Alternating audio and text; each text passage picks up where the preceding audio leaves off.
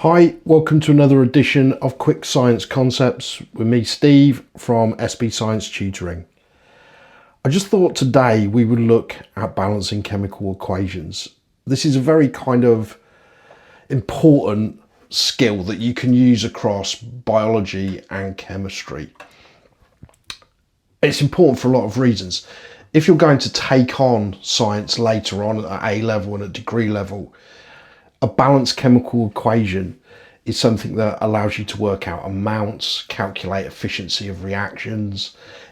It's kind of a gateway skill. It's a bread and butter skill for chemists. And it's a way of displaying a chemical equation in a way that allows you to work things out from it, amounts out from it. So an industrial chemist will balance chemical equations as a matter of course, because it will allow them to predict the efficiency of various reactions they're doing in their factory or whatever. Also, if you're doing chemical reaction in a laboratory, in a school, when you're doing your A levels, you need to be able to balance those chemical equations so you know exactly how much of each thing you need to react together. It's a very important skill. Also, when it comes up in exams, if you have this skill in your arsenal, it's quite a nice way of getting marks. It's quite an easy way of getting marks.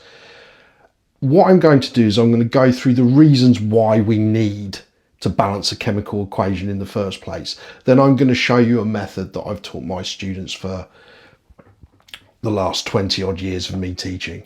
Hopefully you'll find it useful. Right, so let's first of all answer that big question. Why on earth will we need to balance a chemical equation in the first place? Now, there's a concept that you need to be aware of, and that concept is called the conservation of mass.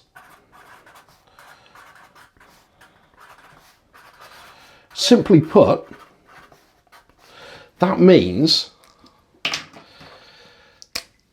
that the mass of the reactants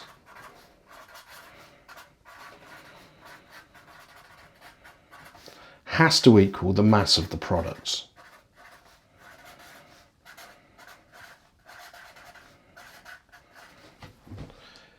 Another way of thinking about this is you need to think a little bit maybe about the amount of atoms in the reactants and the products.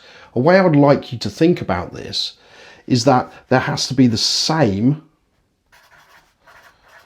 amount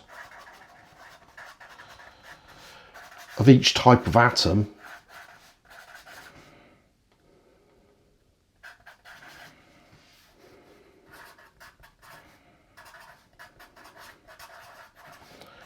on each side of the reaction.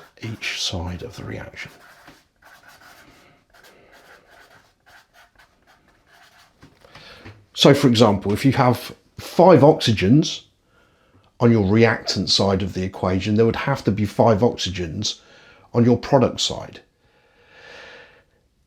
It's like saying that you're not going to get extra atoms sneaking in to your equation that haven't already been present in the reactants. There has to be the same mass on each side, and there has to be the same amount of each type of atom on each side. So how do we do this? How do we add atoms to each side of an equation? If we take our old friend water, we know that it has 2 hydrogens and it has 1 oxygen. If I wanted to increase the number of oxygens on my reactant side of the equation, I wouldn't put a 2 here, because that makes it something else. Even though I've increased the number of oxygens, it turns that water molecule into hydrogen peroxide. So you do not ever add another subscript. That changes what the molecule is. What you would do instead is you'd put a number in front. So what I would do here is I would put a 2 here. All right, and that makes this. So 2H2O is 2 H2O molecules. And this would mean that you had 4 hydrogens and you'd have 2 oxygens. So the way you add atoms to one side or the other of your chemical equation is by adding a large number in front of the molecule. This will increase the number of all of the atoms in that molecule, but it will allow you to change the relative number. And by adding to both sides, you can get it to balance. So let's have a look at some examples, okay? I'll do a super easy one first.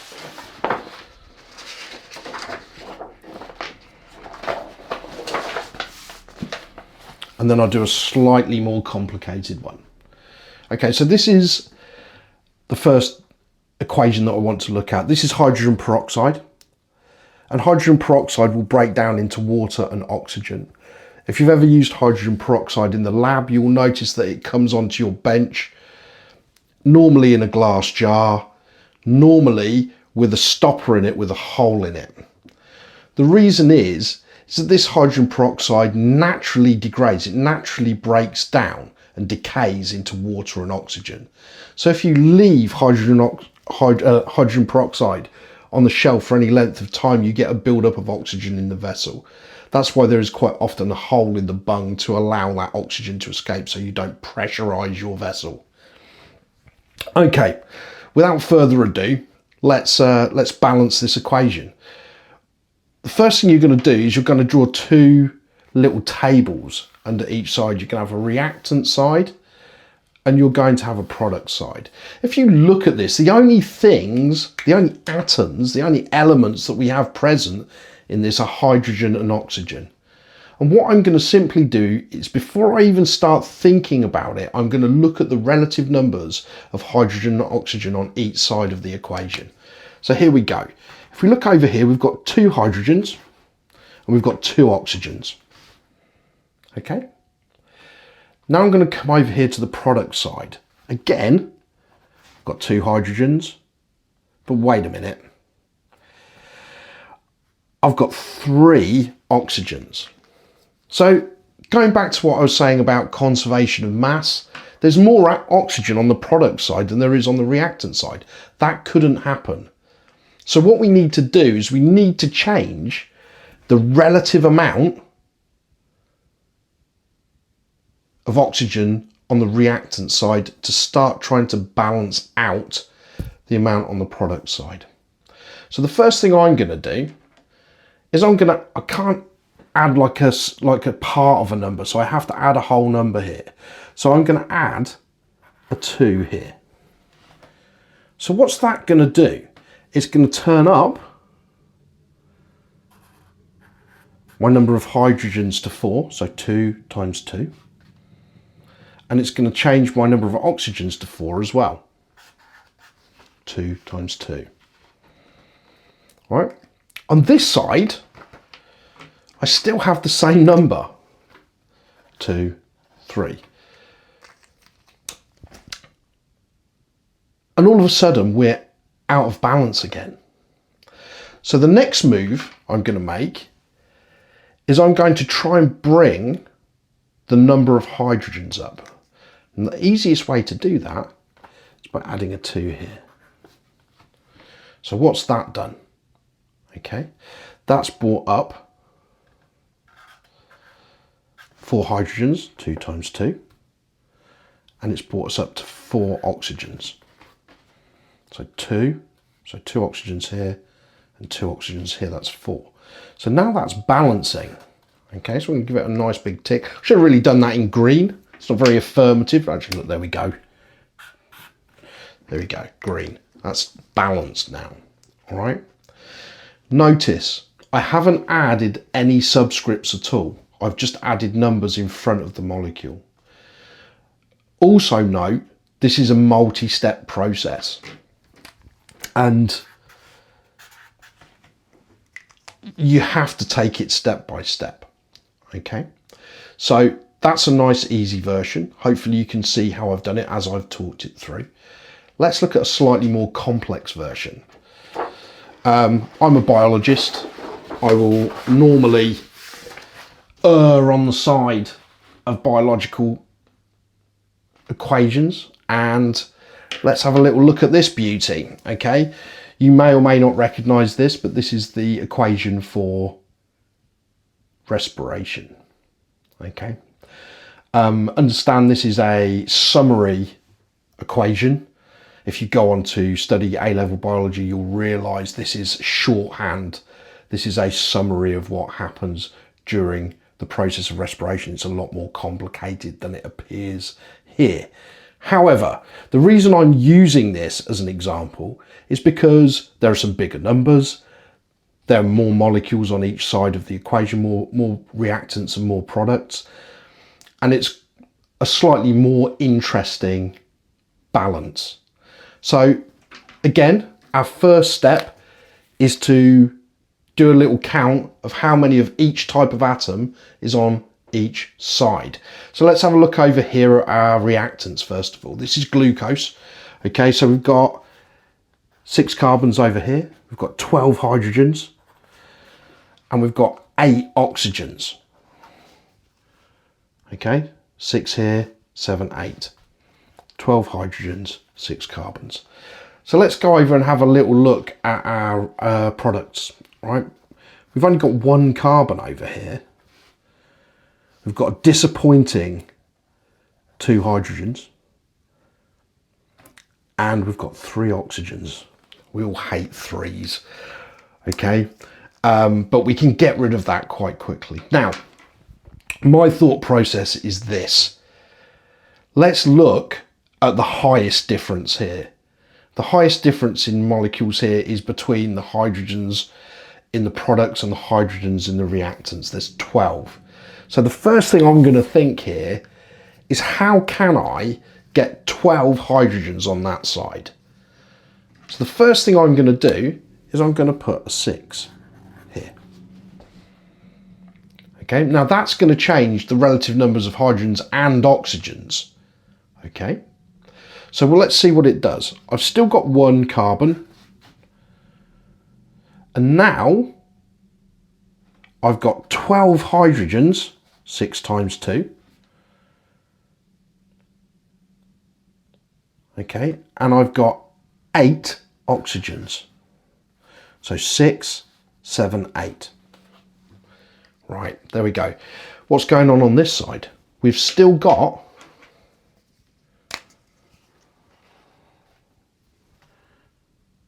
6 carbons, 12 hydrogens, and 8 oxygens.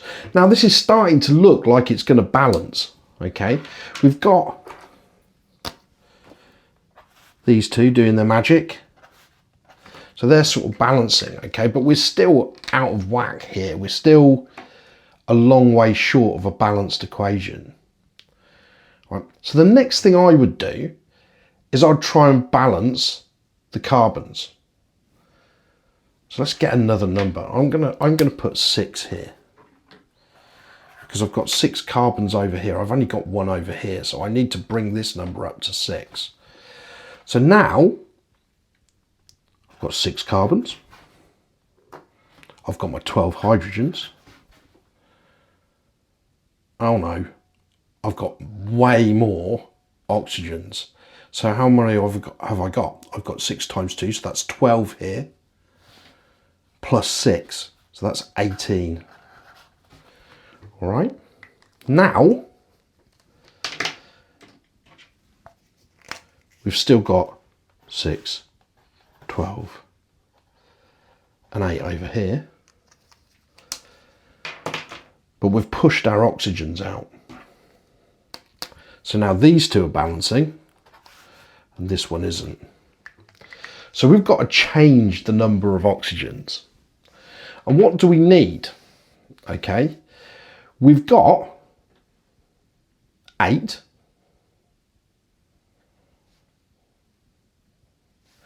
Over here, but we need more, right? So the way we're going to do that is we're going to add another 6, because we need to move this up. So there we go. So this is going to mean that we've got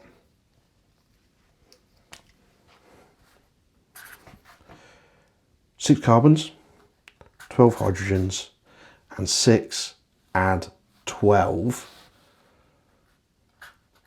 oxygens. All right, so 6 times 2 is 12, add the 6 is 18. Okay, there we go, that's balanced. So hopefully you can see by adding and slowly changing those numbers, you're bringing that equation into balance. The key thought here, remember, is that there has to be the same of each type of atom over here in the reactants as there are in the products. And all you're doing is you're putting a large number in front to bring up that number of atoms.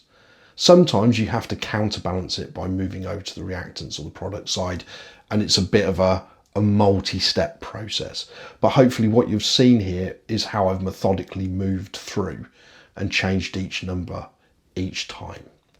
Okay, I hope that was handy.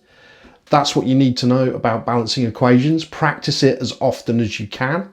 It is common sense, but it doesn't really get a lot trickier than that. It is what it is. And it is about practice. As long as you know why you have to balance them, it's all just a matter of practice. If you like this video, like and subscribe. It would help me a great deal trying to get all of this off the ground. I hope you enjoyed that, and I'll speak to you again soon.